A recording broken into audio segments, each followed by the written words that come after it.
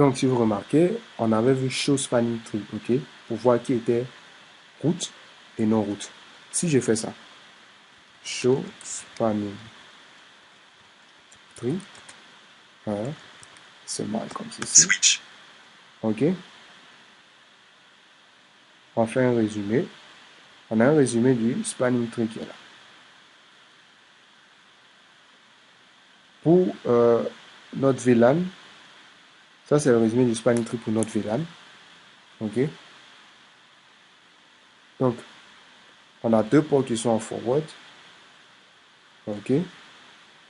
Deux ports qui sont en forward. C'est bon? Donc voilà. Ici, ce port est bloqué pour éviter de taper de broadcast.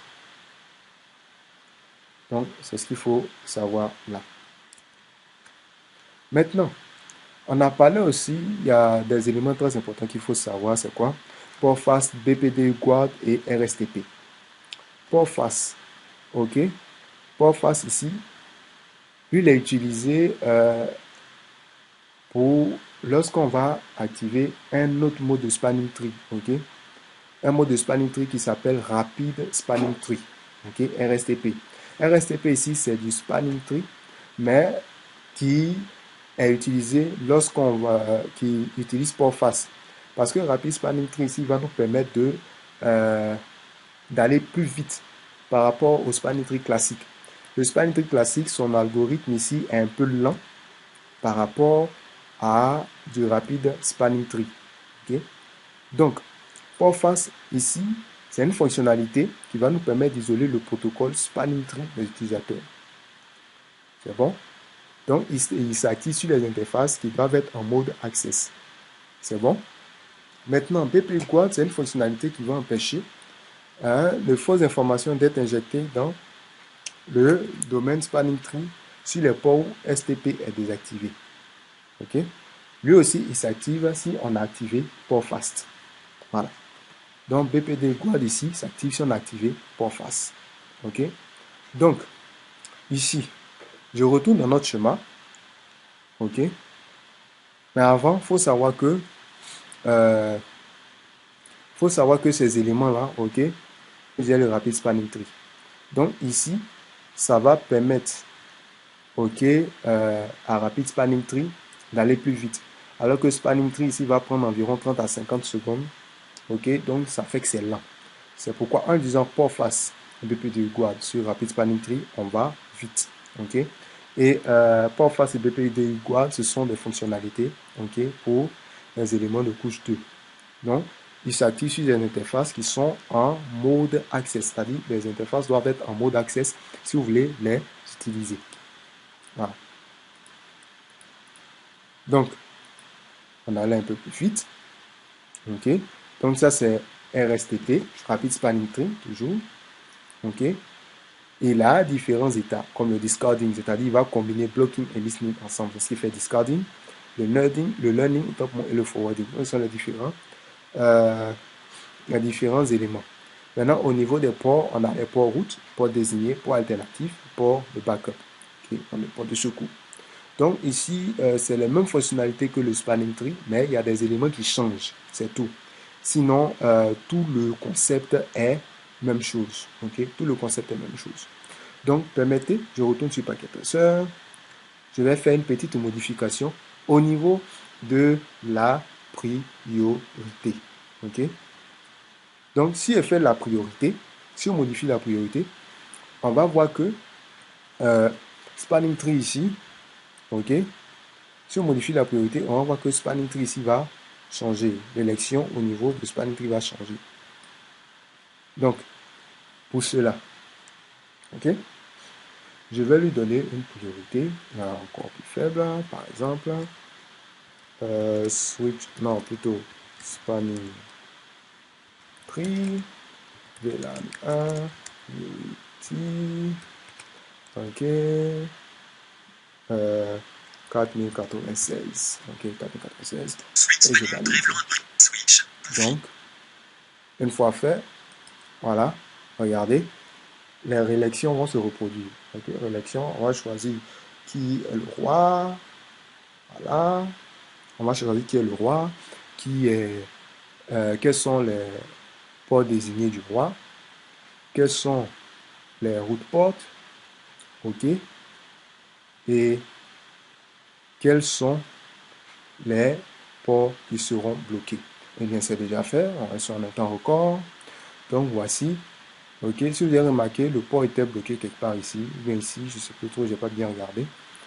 Mais vous avez remarqué qu'en changeant la priorité, vous voyez qu'on a influé. Donc, du coup, on a changé euh, l'ordre des choses, si je peux dire ça comme ça. On a changé l'ordre des choses. Donc, on peut modifier aussi le coût de l'interface. Par exemple, je vais modifier le coût de l'interface qui est ici. Donc, pour ça, toujours en ligne de commande. Switch. OK. Switch. Switch. OK. Donc, ici, je vais aller sur l'interface. C'est le slash 2. Intérieur F0M2 OK. input. Voilà. Intérieur. Voici. Nous sommes dans l'interface. C'est bon? Peut-être trompé, mais nous y sommes. Maintenant, ce qu'on va faire, on va changer la priorité. Donc, on fait quoi? Spanning tree cost, pardon, pas spanning tree cost, mais plutôt cost. OK? Comme c'est une phase Ethernet, puisqu'il a un coût de 19, disons, je vais réduire son coût, je vais mettre 15, par exemple. Spanning tree cost switch. OK. Je crois que je me suis un peu trompé là. Spanning tree. Okay. Switch. Cost 15. Voilà. Ici, j'ai changé le coût de l'interface. J'ai mis ça à 15. Vous allez voir que automatiquement, il y aura un grand changement. OK? Ici, puisqu'ils ont un coût de 19, vous voyez, automatiquement, il y a un changement. Donc, ici aussi, je vais changer. Donc, vous voyez que la priorité, le coût, peuvent être changés. N'est-ce pas? Donc, je vais sur l'interface, interface F0/1, comme ceci, et je mets spanning tree cost quoi? Par exemple, je dirais 10. OK? Par exemple, le coût. Et une fois c'est fait, vous allez voir que il y a des changements qui vont s'opérer. Et quand ces changements vont s'opérer, vous allez voir que Spanning Tree aussi va se comporter d'une autre façon. Donc, tout ceci pour vous montrer que c'est vrai, on peut laisser par défaut tel quel, mais on a aussi la possibilité de changer. OK? On a la possibilité de changer tout ce qui est coût et tout ce qui est priorité. OK? Voilà. Donc, voilà un peu ce que nous avons accompli aujourd'hui. C'est pas terminé. Regardez, on a des fonctionnalités et aussi un autre modèle de spanning tree. Le spanning tree qu'on a, c'est le Rapid Spanning Tree, encore appelé RSTP. Alors, le Rapid Spanning Tree ici vient pour compenser les problèmes du spanning tree, ok, parce que le spanning tree, il est beaucoup lent. Il prend de 30 à 50 secondes. D'accord? Donc ici, avec le Rapid Spanning Tree, on va sauter certaines étapes de l'algorithme Spanning Tree classique qu'on connaît. Donc on va sauter les étapes de l'algorithme Spanning Tree classique qu'on connaît. Et une fois fait, on va aussi pouvoir utiliser deux fonctionnalités, voilà, telles que Port Fast, BPDU Guard. Port Fast qu'on connaît, ok, permet d'isoler le protocole STP. Donc, sur cette interface, ok, on va aller rapidement. Donc, du coup, on ne va pas utiliser les protocoles de spanning tree classique. C'est bon? Et celui-ci va se faire lorsque l'interface est en mode access. Donc, il suffit tout simplement, c'est-à-dire qu'il suffit tout simplement de faire un switch port mode access. Et après, spanning tree port fast en mode interface. BPDU Guard. Ok, BPDU Guard ici, c'est une fonctionnalité qui va empêcher l'injection de fausses informations dans un domaine spanning tree.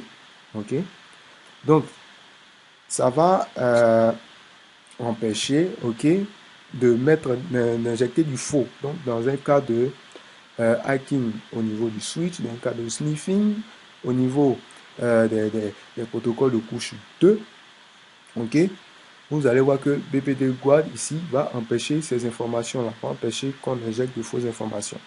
Donc, lui, il s'active sur les ports où port fast est activé. Voilà. Donc, voici ces différents éléments. Donc, en résumé, RSTP, il est plus rapide que Spanning Tree. Au lieu de 4 à 5 états, au lieu de 4 états, lui, il dispose 3, donc il combine à la fois le blocking et listening. Donc, vous voyez que ce sont les mêmes états, c'est les mêmes choses que le Spanning Tree classique, sauf que c'est juste qu'on a réduit, ok, il y a une combinaison de blocking et listening qu'on appelle le discording, qui va tout simplement empêcher des trames de circuler. Voilà. Donc, on va plus vite. Ensuite, voici comment configurer Rapid Spanning Tree. Ça, c'est en mode configuration globale. Il suffit de taper Spanning Tree, mode Rapid Spanning Tree. Maintenant, ce qui est ici, ça, c'est per VLAN Rapid Spanning Tree. Ok? Donc, ici, c'est du Spanning Tree par VLAN. C'est-à-dire quoi? Pour chaque VLAN, il y a son Spanning Tree. Pour chaque VLAN, il y a un Spanning Tree. Ok? Donc, on peut regarder la configuration Spanning Tree d'un VLAN spécifique. Je m'excuse. Donc, je disais, on peut regarder la configuration VLAN suivant un spanning. On peut regarder la configuration Spanning Tree, autant pour moi, suivant un VLAN spécifique. Voilà. Donc, voici en résumé ce que c'est que Spanning Tree. Voilà. Voici en résumé ce que c'est que Spanning Tree. S'il y a des éléments que vous n'avez pas compris, n'hésitez pas à me les faire savoir, à me poser des questions. Et également, n'hésitez pas aussi, via mon mail, à me donner, à me fournir vos commentaires et aussi s'il y a, selon vous, des choses qu'il faut améliorer. Voilà. Donc, voici en gros comment est effectué Spanning Tree. Je vous dis merci de m'avoir suivi. Merci pour ce petit détail de Spanning Tree qu'on a essayé de mettre sur pied avec Cisco Packet Tracer. Vous allez tout doucement. Donc, les commandes sont les mêmes pour voir Spanning Tree en action. Ok, les commandes sont quasiment les mêmes. Donc, vous pouvez les user. Show Spanning Tree Summary, bien Show Spanning Tree Detail pour voir les détails. Ok, donc n'hésitez pas à revoir la vidéo pour les explications en ce qui concerne le protocole Spanning Tree. Et on se dit à bientôt pour une prochaine vidéo.